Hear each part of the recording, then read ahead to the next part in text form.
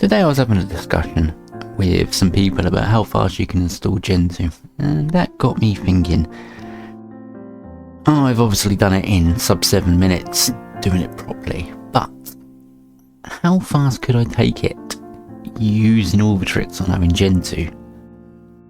So I've built my own custom stage, and let's take a look and see just how quick I can make it.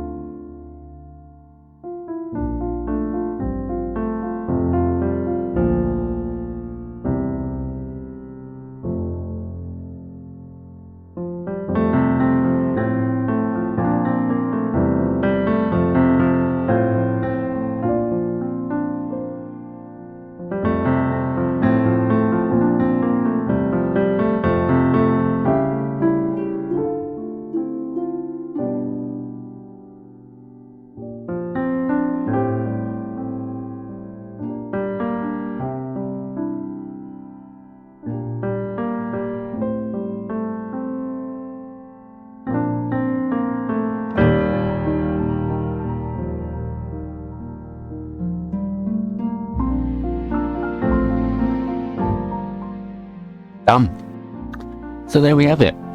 This is pretty much why Gentoo speedruns don't exist, because pretty boring.